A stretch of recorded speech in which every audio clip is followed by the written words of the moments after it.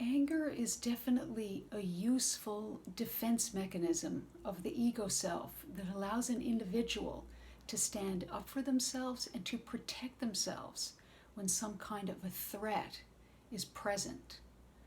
Though when an individual hangs on to that anger after an initial situation has presented itself, it is highly destructive and unhealthy at the physical level.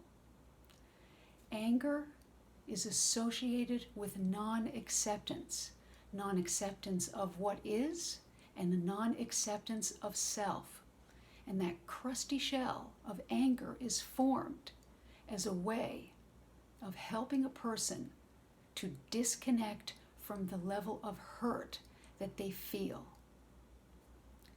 People in situations that are abusive over a long period of time often develop this defense of anger as a way of protecting themselves and to avoid going into that hurt. Though the truth is that they get triggered into that hurt all the time, and that anger comes to the surface and lashes out with judgment at other people and the world. And over time, this gains momentum at an unconscious level and can lead a person into highly destructive behavior and great harm to themselves and other people. Feeling out of control, triggered, where that hurt and pain that's buried so deeply away gets touched and pushed against, and that person can react in wild, out of control ways, doing all sorts of things that they are unaware of. They're unaware of the motivations of why they're doing the things they do. All they know is that they feel hurt and in pain. So anger is a crusty shell that needs to be broken in order to get to the hurt underneath. Anger is often aligned with resentment in the ways that we feel angry at the world and angry at other people. And this is only because we feel hurt and unable to attract certain situations that we'd like to be enjoying. And it's the same that holds true for anger that's associated with jealousy. This is very low vibrational energy that does reflect a non-acceptance of self. And those who are in abusive situations can often start to move through their entire day angry about everything.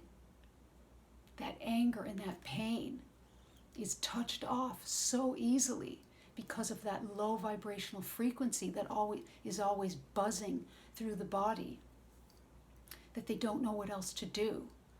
And of course, they're unaware of the pain that they're carrying and how that's causing them to not only do the things that they do, but is attracting the situations that they don't want, because a person feels so unworthy that they're attracting situations that affirm their sense of unworthiness. When we don't feel unworthy, we attract situations to affirm that reality. So the only way to break through is to begin to move into the energy of acceptance. First, you can accept circumstances as they are, that certain things have come to pass in your reality. It doesn't mean you have to like them, though you can accept that certain things are the way they are. If you can do that, you can start to lighten your energy field and help you feel calmer to take more conscious action, to figure out how you're going to move through something and change your reality. But you could also start to do emotional work around the anger, to give the anger a voice, to acknowledge how you feel angry, the feelings that come up with it, so that you can get down to the hurt and you can start to express the pain that you're feeling. And get in touch with how that originated. Get in touch with how you felt unworthy or put down in some way.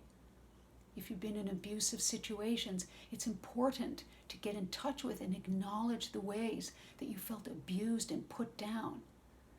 Because this acknowledgement is the beginning of accepting things as they are and accepting yourself. So I've offered a wide range of different videos that if you listen to them, there's only about a dozen that have different practices, ways of getting into your feelings and different ways that you can identify judgments and move into self-forgiveness. And give yourself some time. Really, it is important to heal the judgments that are associated with anger, because as long as you're holding on to the anger, nothing will change. Because your reality will be affirmed through the ways that you're holding on to that anger. So you have to let the energy become lighter and move into the heart and be the kind, gentle support to yourself that maybe you haven't received within your environment or relationship. And you can start to work with this even if you're still in an abusive situation.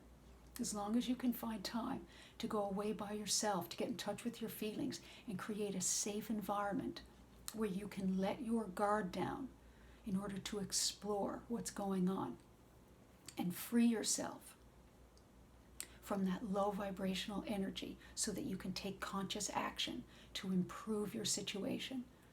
But getting angry at the world and at other people is only going to hold you to that low vibrational energy.